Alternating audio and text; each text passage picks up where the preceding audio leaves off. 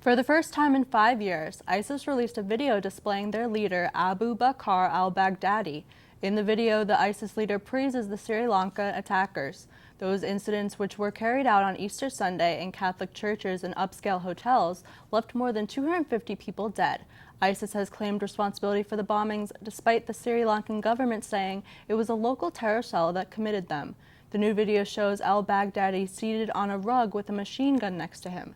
However, his whereabouts are unknown. President Trump said today that part of the Iranian military is a foreign terrorist organization. Secretary of State Mike Pompeo made the announcement today in Washington. This announcement could bring high risk to American troops, as this is the first time the U.S. has named part of another nation's government a threat. The designation takes effect on April 15th. The results bring economic and travel sanctions to the unit, as well as the different organizations that have ties to it.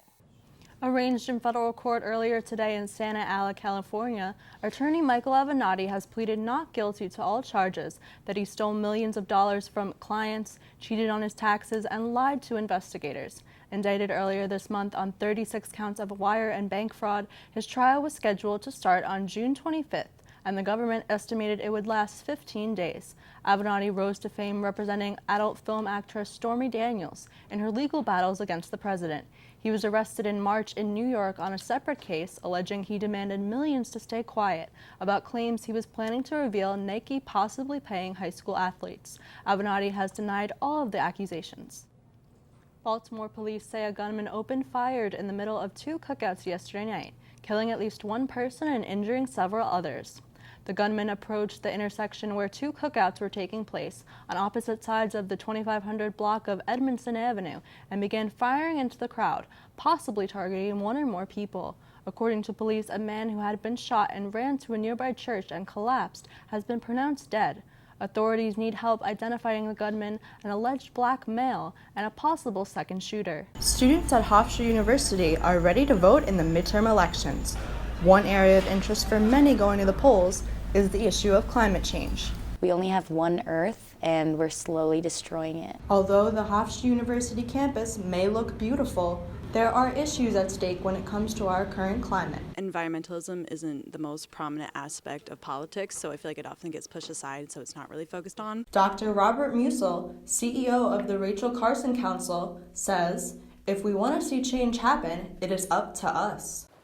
I think you should understand that political change can come even more quickly than technological and climate change. The UN just released a statement that if we do not make any changes now, we only have 12 years until we face the wrath of climate change. Since the reports came out, there hasn't been as much of an outcry where we would really see change if people really thought like this was a big issue we need to deal with. Like obviously I've heard about it, but I haven't seen as much action.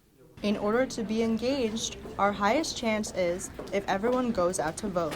Every person's voice matters, and I think if we don't prove that we will use our voice, then the government will have the right to take it away from us. For Hofstra Votes Live, I'm Emily Sauchelli. In breaking news, film director John Singleton has died after suffering a stroke. Singleton was the first African American to be nominated for Best Director during the Oscars for his film Boys in the Hood. He was 51. In the U.S., measles cases are continuing to jump, with 465 cases confirmed in the CDC's latest report. Outbreaks have hit several states, including California, Michigan, and New Jersey, with New York's numbers accounting for 2/3 of the report. Updated numbers show that roughly 80% of those diagnosed are 19 or younger.